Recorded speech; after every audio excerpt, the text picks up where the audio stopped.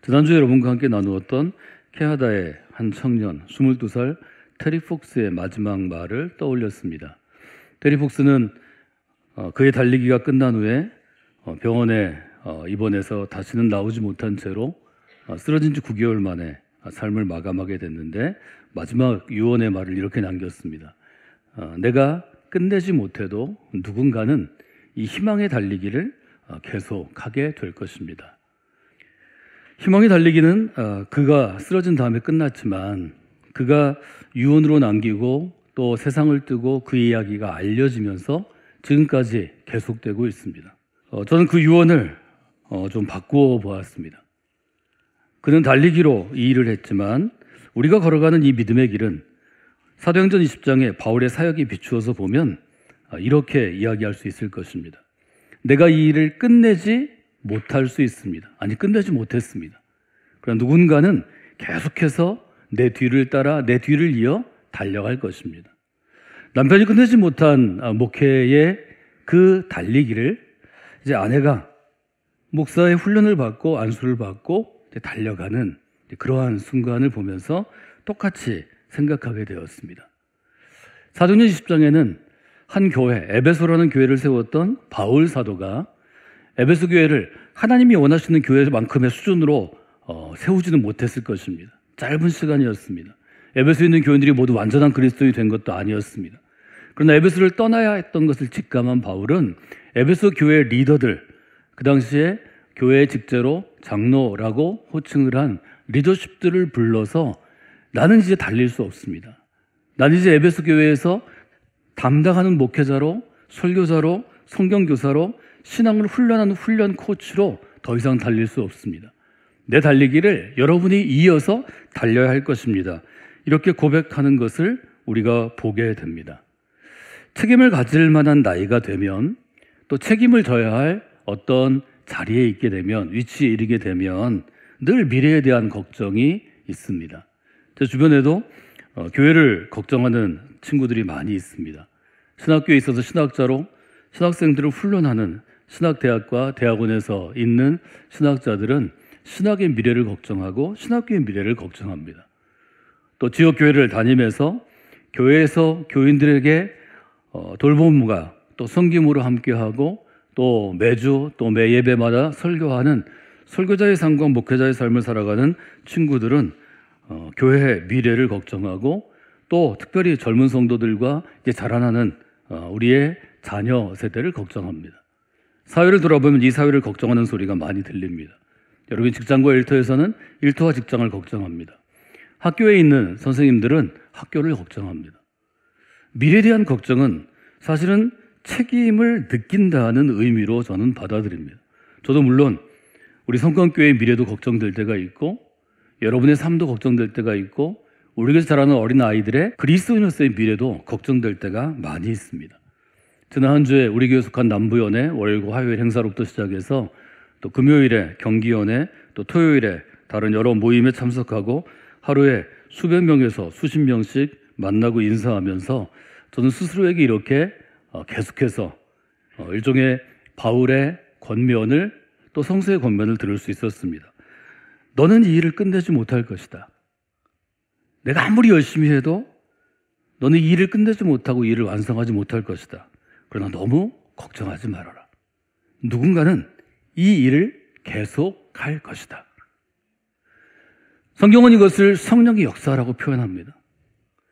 우리의 고백은 이것을 교회의 스토리, 교회의 역사라고 이야기합니다.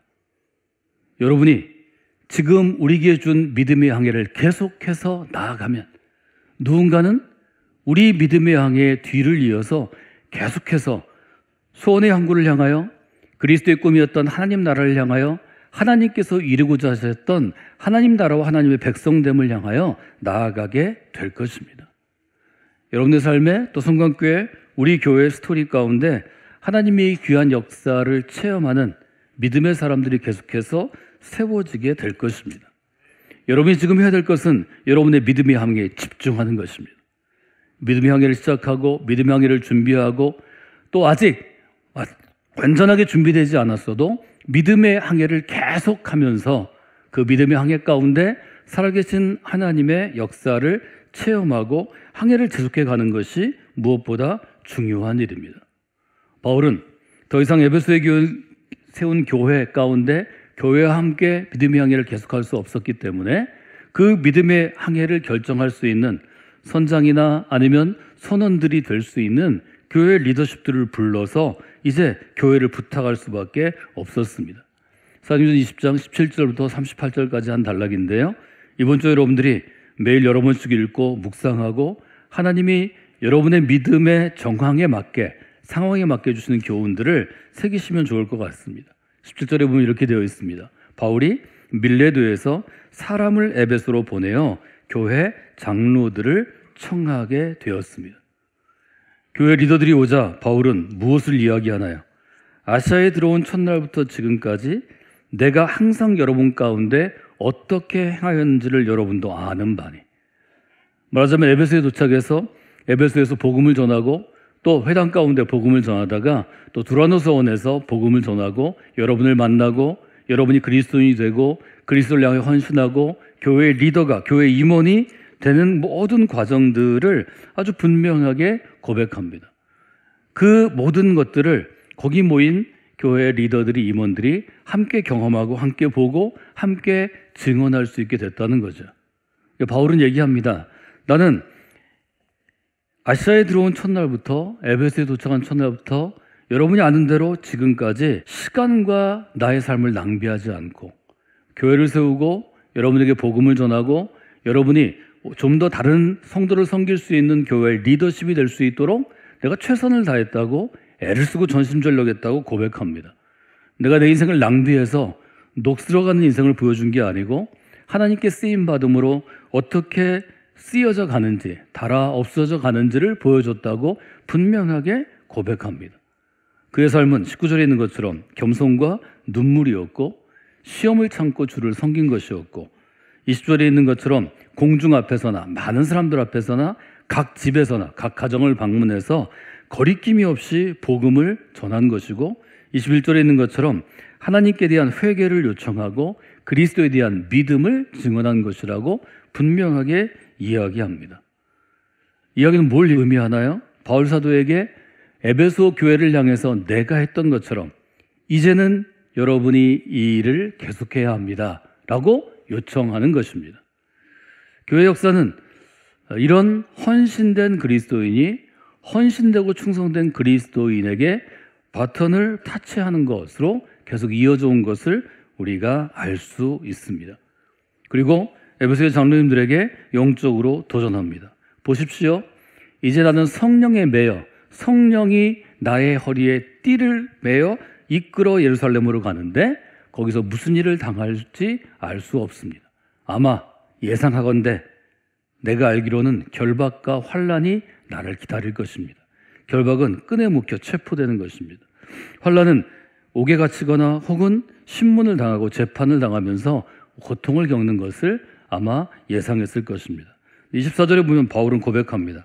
내가 달려갈 길과 주 예수님께로부터 받은 사명 곧 하나님의 은혜의 복음을 증언하는 일을 이제 마치려 하는데 이 내게 맡겨진 사명을 마치려 하는 데는 나의 생명조차 귀한 것으로 여기지 아니할 것입니다. 바울이 어떻게 앞으로의 길을 가야 할지를 아주 분명하게 고백하는 것을 우리가 보게 됩니다. 이 10절로부터 시작해서 22절, 23절, 24절은 우리에게 아주 익숙한 구절이기도 하고 많은 분들이 인용하기도 하고 암송하기도 합니다. 여러분의 믿음의 항해에서 이 22절, 23절, 24절이 여러분에게 큰 힘이 되기를 원합니다. 또 바울의 고백이 여러분이 할 수 있는 또 고백으로 세워질 수 있기를 원합니다. 바울이 걸어간 이러한 삶을 우리가 무엇이라고 부를 수 있나요? 여러분들이 영적인 훈련 과정에 들어오면 제가 여러분에게 필독 도서로 지정하는 수십 권의 책이 있는데 그중에 우리의 내면, 우리의 마음, 우리의 영혼에 대해서 함께 나누는 책 중에 기본적인 도서가 고든 맥도날드의 내면 세계와 영적 성장이라는 책입니다. 이 책은 1986년에 한국에 소개되어서 지금까지 아주 긴 시간 동안 한국의 그리스도인들에게 특별히 내면 세계를 중시하는 그리스도인들에게 아주 좋은 나침반과 같은 역할을 해주었습니다. 거든 맥도날드는 이 바울의 삶을 부름받은 삶이라고 표현합니다. 그런데 이 부름받은 삶은 이 거든 맥도날드의 고유한 표현이 아니고 성경의 표현입니다. 부름받은 삶이란 곧 바울이 각 서신에서 얘기한 그리스도인의 삶을 의미합니다. 그리스도인은 내가 믿음의 항해를 시작하는 것이 아닙니다. 그리스도인은 하나님께서 나를 부르셔서 믿음의 항해를 시작하게 하시는 것입니다. 그것이 부름받다의 의미입니다. 그럼 바울이 우리에게 전해주는 사도행전 20장이나 혹은 로마서와 갈라디아서, 에베소, 빌립보서, 데살로니가서를 거쳐서 고린도전서, 후서에 이르는 바울의 서신들에서 보여주는 부름받은 삶으로서의 바울의 삶은 어떤 삶인가요? 첫 번째로 부름받은 삶이란 자신의 인생을 향한 하나님의 뜻을 아는 삶입니다. 24절에 바울은 얘기합니다. 내가 달려갈 길을 마치고 주 예수께 받은 사명을 마치고, 그 사명은 곧 하나님의 은혜의 복음을 증언하는 일입니다. 말하자면 바울은 자신의 삶 가운데 하나님의 부르심은 어디에 있는가 하면 복음을 증언하는 일 가운데 있다고 분명하게 선언합니다. 나의 삶을 향하여 하나님이 주신 뜻, 나의 인생을 향한 하나님의 뜻을 바울은 분명하게 고백하는 것입니다. 여러분이 믿음의 항해 가운데 분명히 해야 될 것이 바로 이 점입니다.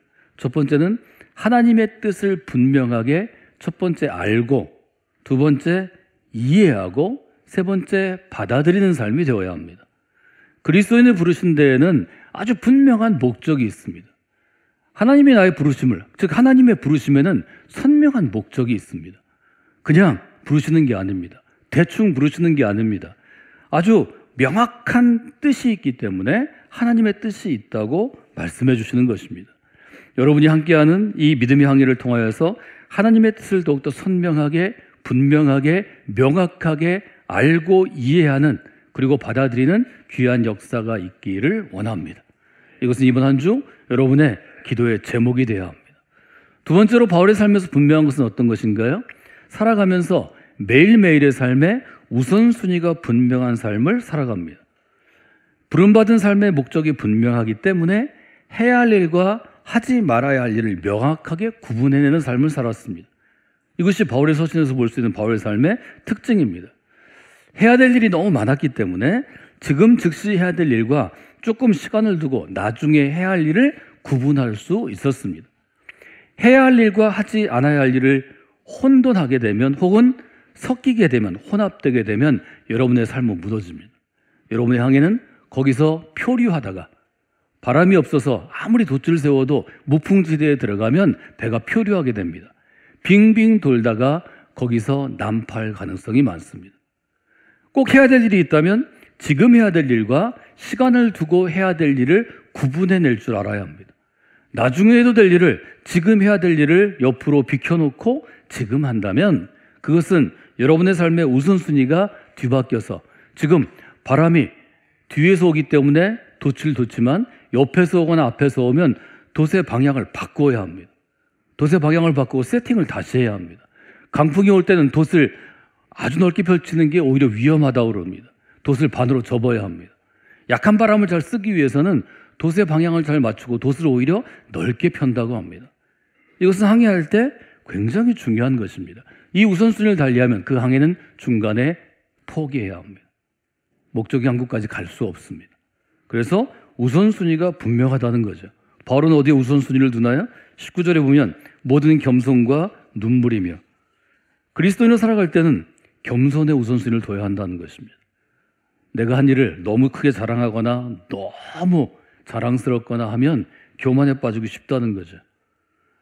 웃는 것보다는 눈물이 많은 삶이 될 것입니다. 시험에 빠진 것을 알고 유대인의 음모, 관계에 의한 것을 알아도 주를 섬기기 위해서는 그걸 참아내는 것입니다. 유익한 것은 다른 사람이 듣든지 듣지 않든지 거리낌 없이 전할 수 있어야 하고 가르칠 수도 있어야 합니다. 시험을 참은 이유는 어떤 것인가요? 주를 섬기기 위함이라고 아주 분명하게 바울은 이야기합니다. 그래서 여러분에게 우선순위가 분명한 삶을 살아가는 것이 중요하다고 바울은 계속해서 권면합니다. 저는 요즘에 항해에 관련한 여러 가지 책들을 참고하고 또 계속해서 읽고 있는데요. 한국인들은 최초로 혼자 무기한 항구에 들려서 뭘 보급하거나 쉬지 않고 또 무동력으로 엔진을 이용하지 않고 오직 바람, 자연만 이용해서 해류와 돛을 이용해서 세계 일주를 한 김승진 선장이라는 분의 항해 일지를 계속해서 읽으면서 여러 가지를 생각하고 있습니다. 이분의 항해 일지를 보면 매일매일 어떤 일을 했는지 적혀 있는데, 내가 너무 배가 고파가지고 라면을 끓여 먹다가도 지금 바람이 불어서 조금 더 빨리 내 목적지에 오늘 갈 수 있다면 라면 먹는 걸 중단하고 빨리 뛰어나와서 그때 바람을 이용할 수 있도록 돛의 방향을 조정을 하고 돛의 또 사이즈, 면적을 빨리 돛대에서 조정을 해야 한다는 것입니다. 조금 늦으면 배가 다른 방향으로 갈 수 있다는 거죠. 또 조금이라도 더 빨리 목적지에 갈 수 있는 것을 놓칠 수 있다는 것입니다. 잠자는 것이 굉장히 어렵다고 합니다. 혼자 가니까 자동 항해 장치를 두고 자는데 그때마다 배 각각 파트에서 나는 소리들에 민감하게 귀를 기울이고 조금 잘못된 것을 금방 내가 잡아내지 않으면 그러면 큰 어려움을 결국은 겪게 된다는 것입니다. 이것이 우선순위입니다. 우리에게 주신 시간은 제한되어 있는 것입니다. 내가 갖고 있는 능력도 제한되어 있는 것입니다. 여러분 중에서 스스로를 잘 모르거나 아직 자기보다 더 탁월한 사람을 만나지 못한 사람은 나 정도면 잘하는 거야, 내가 다 알아, 뭐 이런 분들도 혹 있을 수 있지만 그런 분들은 사실은 좀 많이 생각하셔야 될 분들입니다. 여러분 신앙생활을 해도 아무리 열심히 해도 할 수 없는 것이 훨씬 더 많습니다. 여러분이 아무리 선한 일을 해도 하나님이 그 할 수 있는 모든 재반상을 절대로 주시지 않습니다.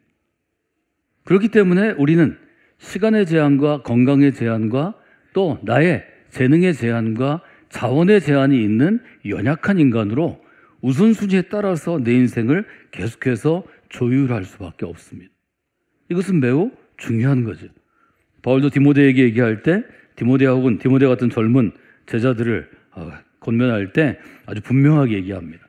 디모데서 4장에 보면 그런 말씀이 있죠. 신화를 버리고 경건에 이르도록 내 자신을 훈련하라. 훈련이 먼저입니다. 훈련한 다음에 다른 목회 여러 가지 일들을 할 수 있게 될 것입니다. 12절에 보면 누구든지 내 연수함을 업신여기지 못하게 하고 말과 행실과 사랑과 믿음과 정절에 있어서 믿는 자에게 본이 돼요. 내가 젊은 것은 어찌할 수 없으나 10년, 20년 지나면 나이 먹어갈 테니까 나이 많은 교인들에게도 아주 분명하게 말이나 행실이나 사랑과 믿음과 정절은 본이 될 수 있도록 자기를 관리하고 추스리고 또 다듬어 가라는 것입니다. 내가 이럴 때까지 읽는 것과 권하는 것과 가르친 것에 전념하라. 어떻게 하든지 성경을 읽고 믿음으로 권하고 또 성서의 정신을 가르치는 일에 전념하라는 거죠. 이게 우선순위가 분명한 삶이었다 하는 것을 보실 수 있습니다. 세 번째로 바울의 삶에서 아주 특별하게 우리가 볼 수 있는 것은 위기의 때와 고난의 때입니다. 위기의 때를 맞아도 고난 가운데서도 바울은 그 흔들릴 수밖에 없는 상황 가운데 견고한 삶을 살아가도록 노력했고 실제로 그는 견고한 삶을 살아갈 수 있는 특권을 하나님이 주신 것을 우리가 보게 됩니다. 바울의 삶은 고난과 어려움의 연속이었습니다. 그가 지금 떠나는 길은 결박과 환난이 그를 기다리는 길입니다. 그의 사명을 완수하는 길을 마치는 길은 생명조차 조금 더 귀한 것으로 여기지 않는 길이 될 것입니다. 그럼 부름받은 삶을 우리가 정리하면 바울에게 볼 수 있는 세 가지의 특징을 알 수 있습니다. 하나님의 뜻을 알고 받아들이고 그리고 그대로 살려고 애쓰고 수고하는 삶입니다. 두 번째는 삶에 있어서 우선순위를 분명하게 세우는 삶입니다. 세 번째는 위기의 때와 고난의 때가 항해 중에 계속해서 그에게 다가왔지만 그때도 견고함을 유지할 수 있는 삶입니다. 여러분들에게 이런 삶이 믿음 항해 가운데 세워지기를 주님의 이름으로 부탁을 드립니다. 여러분들 영상으로 계속해서 보시지만 우리 주제 영상을 잘 만들었는데요. 믿음의 항해를 두고 배의 돛을 넓게 펴고 여러분 바다 한가운데를 항해하는 상상을 매일 해보시면 좋겠습니다. 그런데 왜 이런 매력 있는 믿음의 항해에 시작하지 못하고 머뭇거리는 마음이 있을까요? 저도 새로운 믿음의 항해를 떠나기 위해서는 여러 가지를 준비하지만 시작하지 않았으면 좋겠다. 이 일을 내가 좀 피했으면 좋겠다. 이런 마음이 떠나기 전날 밤 엄습해 올 때가 많습니다. 여러분을 붙잡는 혹은 저를 붙잡는 그것들은 어떤 것일까요? 저는 실패에 대한 두려움이라고 정의해 보았습니다. 우리가 어떤 새로운 믿음의 항해를 떠나려면 새로운 길을 내고 새로운 길 가운데 떠나려면 이 길이 어떤 길인지를 잘 알 수 없고 결과를 알 수 없기 때문에 누구나 실패에 대한 두려움이 있습니다. 이것은 길을 떠난 아브라함에게도, 길을 떠난 모세에게도, 길을 떠난 요셉에게도, 길을 떠난 여호수아에게도, 다윗에게도, 예수 그리스도에게도, 바울에게도, 디모데에게도 똑같이 있었던 것입니다. 그런데 이 실패에 대한 두려움을 가진 부름받은 그리스도인에게 지금 사도행전 20장은 이렇게 얘기하고 있는 것은 아닐까요? 믿음의 항해를 떠나는 내가 이 일을 끝내지 못해도 누군가는 계속하게 될 것입니다. 여러분, 이 점을 마음 가운데 두시면 우리가 이렇게 정의할 수 있지 않을까요? 하나님의 일에는 실패가 없습니다.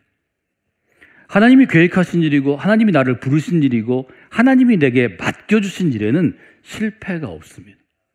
나는 그 일을 완성하지 못할 수 있습니다. 대부분 나는 그 일의 끝을 볼 수 없습니다. 그러나 하나님께서 시작하신 이 선한 일을 시작하신 분이 그리스도의 날까지 이루시기 때문에 하나님의 일은 종국적으로 보면, 크게 보면 실패하지 않습니다. 저를 따라서 한번 해보실까요? 하나님의 일에는 실패가 없습니다. 그러므로 우리는 하나님의 일을 하면서 실패를 걱정하지 말아야 합니다. 저는 이것이 믿음이라고 생각합니다. 이것이 믿음이라고 고백합니다.